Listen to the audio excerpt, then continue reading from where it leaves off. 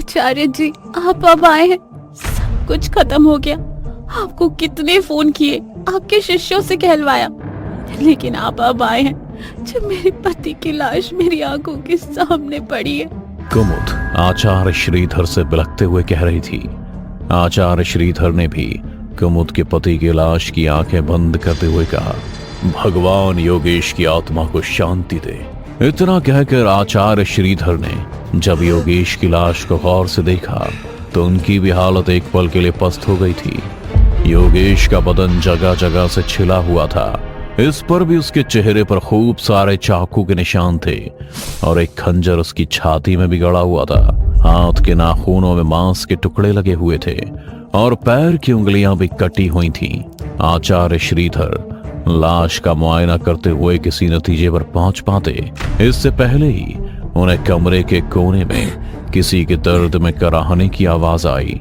ये अभी जिंदा है, चलो जल्दी करो, इसे अस्पताल लेकर जा रहा है। कुमुद, तुम सुन भी रही हो, वरना लक्ष्मी यहीं मर जाएगी।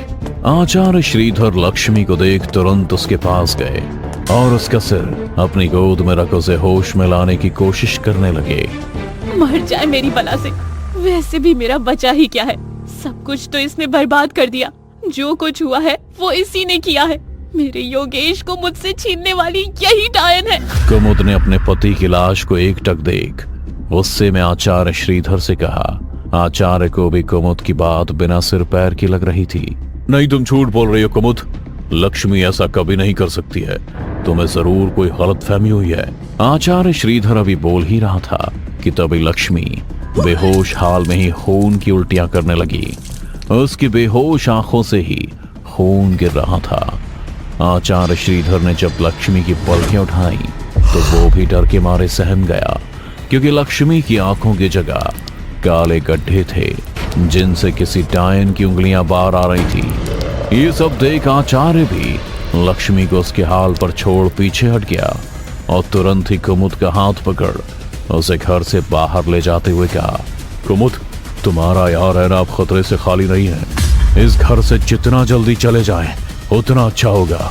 इस पर कुमुद ने आचार्य श्रीधर से अपना हाथ छुड़ाते हुए कहा, आचार्य, आप जितना आसान ये सब सोच रहे हैं, ये उतना ही मुश्किल है। मैं और मेरे पति पिछले 7 घंटों से इससे लड़ रहे हैं। उसी में मेरे घर का ये हाल हुआ है। और जब मेरी जान पर बनाई तो मेरे पति ने मुझे बचाने के लिए अपनी जान कुर्बान कर दी।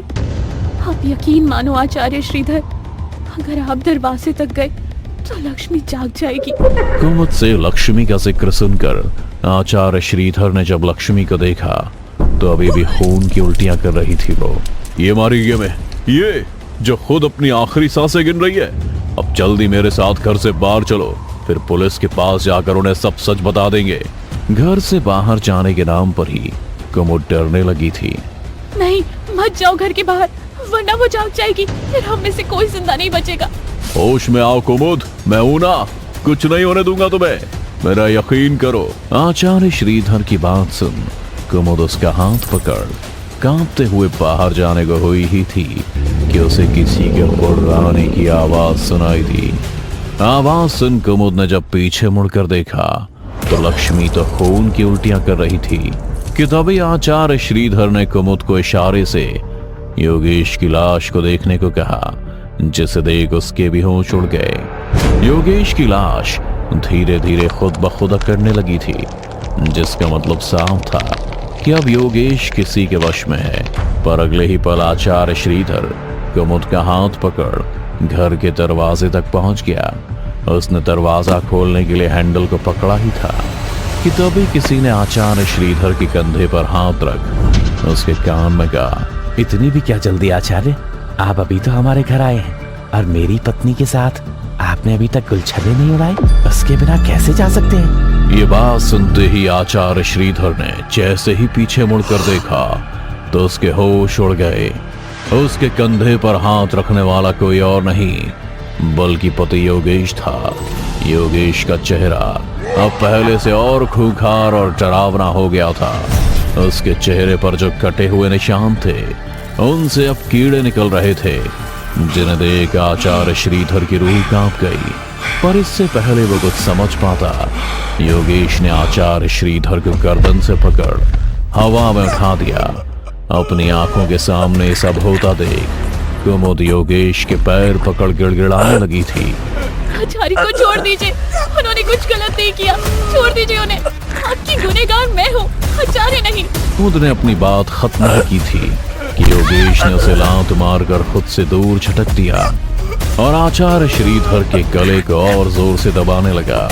आचार्य की आंखों की पुतलियां भी अब फटने को हो गई थी कि तभी बहुत हिम्मत कर आचार्य ने अपनी जेब से एक रुद्राक्ष की माला निकाल योगेश के गले में डाल दी, जिससे योगेश फिर से एक लाश बन गया और आचार्य वापस से जमीन पर आ गिरा।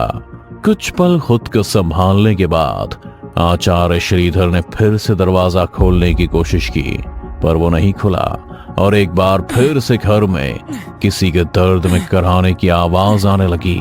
आचार्य ने आहिस्ता आहिस्ता जब चीजों पर नजर दौड़ाई तो उन्हें कुछ भी ऐसा खास और डरावना नहीं दिखा कि अचानक ही उनकी नजर ठहर गई।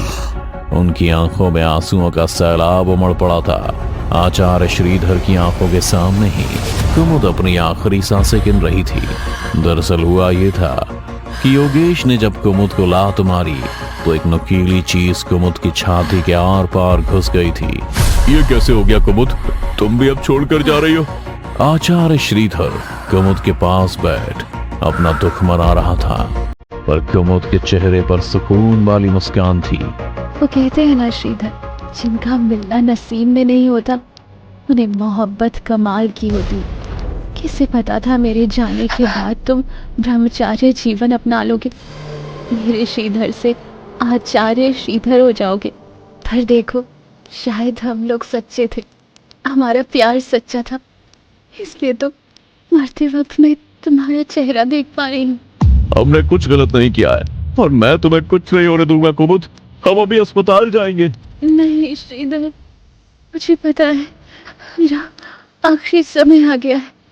ये प्रेमिका होने का फर्ज तो मैं सही से नहीं निभा पाई, पर एक पत्नी का फर्ज मैं निभाना चाहती हूँ। मुझे जाने दो श्रीधर, मैं थक गई हूँ प्यार को ढूंढते ढूंढते। पर तुम अभी जिंदा हो और जिंदा बच भी सकते हो। बस उस डायन के होश में आने से पहले ही उसका गला घोटकर उसे जान से मार दो। ये क्या बकवास कर रही हो तुम? वो कोई डायन नहीं है, लक्ष्मी है। वो मरी नहीं है, जिंदा है कुमुद। और मैं कोई कातिल नहीं हूँ तुम्हारी तरह। मैं लक्ष्मी को अस्पताल लेकर ही जाऊंगा। अपने प्रेमी से खुद को कातिल कहते सुन कुमुद मुस्कुराने लगी थी। शायद अब उसे अपनी गलतियों का एहसास होने लगा था। सही कहा तुमने श्रीधर, मैं एक कातिल हूँ। पहले तुम्हारे प्यार का कत्ल किया, तुम्हें अकेला छोड़ दिया, और फिर उस बेचारी लक्ष्मी का। इसकी वजह से आज तुम्हें ये दिन देखना पड़ा है। नहीं कुमुद, लक्ष्मी जिंदा है।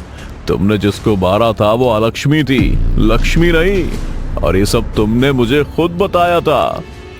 नहीं श्रीधर, ये खेल तो किस्मत ने खेला है मेरे साथ। तुम्हें छोड़ने के बाद मैंने एक अमीर लड़के से शादी कर ली थी।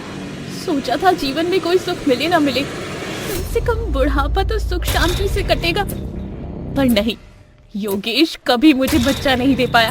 अमेरिका में भी इलाज करवा लिया, मगर कोई सुधार नहीं। फिर थक कर हमने 10 साल की 2 जुड़वा लड़कियों को गोद ले लिया, लक्ष्मी और अलक्ष्मी। पर दोनों के घर आते ही योगेश का बिजनेस डूबने लगा। बहुत झाड़ फूक करवाई, बड़े बड़े आचार्य और एस्ट्रोलॉजिस्ट को भी दिखाया। सबका यही कहना था कि अलक्ष्मी अशुभ है। जिस तरह लक्ष्मी सुख और धन की देवी है, उसी तरह अलक्ष्मी दरिद्रता और गरीबी का प्रतीक है। और जब तक हमारे साथ है, हमारा बिजनेस डूबता रहेगा। पर हम किसी को घर से नहीं निकाल सकते थे, ना ही कहीं और भेज सकते थे। इसलिए मैंने और योगेश ने एक प्लान बनाया कि हम 1 महीने के लिए लंदन जाएंगे हनीमून के लिए। पर जाने से पहले अलक्ष्मी को बंगले के तय खाने में बंद कर देंगे, जहाँ वो भूख प्यास से अपने आप ही मर जाएगी। और हुआ भी ऐसा ही। हम जब वापस आए तो लाश के सड़ने की वजह से पूरा बंगला बदबू मार रहा था। हमको लगा हमारी सारी मुसीबतें अपने आप ही हल हो गई। किससे पता था, हमने तो शैतान के घर जाकर उसे न्योता दिया है। वो भी अपनी बर्बादी का। अगले कुछ महीनों में हम लोग रास्ते पर आ गए, सब कुछ बिक गया। बेसहारा ही हम जब दर दर भटक रहे थे, तब हमें किसी ने एक आश्रम का पता दिया। जब पहुंचे तो पता चला कि उस आश्रम के आचार्य तुम हो। तब एक पल को लगा कि वापस चली जाऊं तुम्हारे पास और माफी मांग लूं तुमसे, पर मेरी सोच ही इतनी गहरी हो गई थी कि मेरे इरादे कमजोर पड़ गए और मैं बस सोच कर ही रह गई। इतना सब जानने के बाद श्रीधर ने कुमुद से बस इतना पूछा, तुम किसी शैतान का जिक्र कर रही थी, कौन है वो? श्रीधर, मैंने जिसे अलक्ष्मी समझकर तहखाने में बंद किया था, वो लक्ष्मी थी और ये चाल अलक्ष्मी ने खुद चली थी। शायद उसे पता चल गया था कि हम उसे यहीं मरने के लिए छोड़कर जाने वाले हैं, इसलिए अलक्ष्मी ने चाल चल लक्ष्मी को अपनी जगह तहखाने में बंद करवा दिया। वो बेचारी तड़प तड़प कर मर गई। तुम्हारे सामने जो लड़की खून की उल्टियां कर रही है, वो लक्ष्मी नहीं बल्कि अलक्ष्मी है, जिसके कब्जे में लक्ष्मी की भी आत्मा है और मेरे पति योगेश की भी। कब्जे में? बोला ये कैसे मुमकिन है? मुमकिन है श्रीधर, ना जाने कहां से अलक्ष्मी ने काला जादू सीखा, तभी तो उसने लक्ष्मी की आत्मा को अपने वश में किया। मुझे जब इस बारे में पता चला, मैंने उसके खाने में जहर मिला दिया, पर वो भी उसने आधा ही खाया। पूरा खा लेती तो शायद मैं विधवा नहीं मरती। जहर का असर कभी भी खत्म हो सकता है और वो अब कभी भी होश में आ सकती है श्रीधर, इसलिए बोल रही हूँ, गला दबाकर उस डॉन को मार डालो। कुमुद से सारी कहानी जान श्रीधर के होश उड़ गए थे। उसे अब सच में डर का एहसास होने लगा था।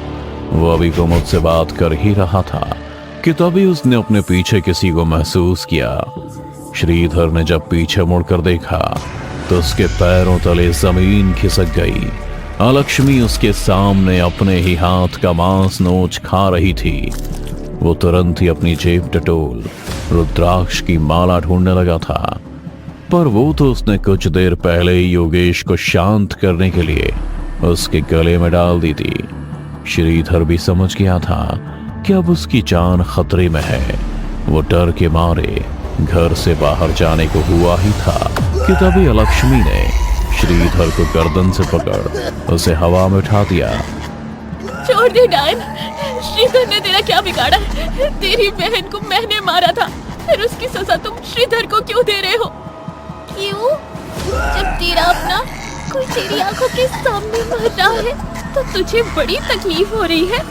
मेरी लक्ष्मी भी इसी तरह तड़पी होगी, उसकी सजा तो तुझे मिलकर ही रहेगी।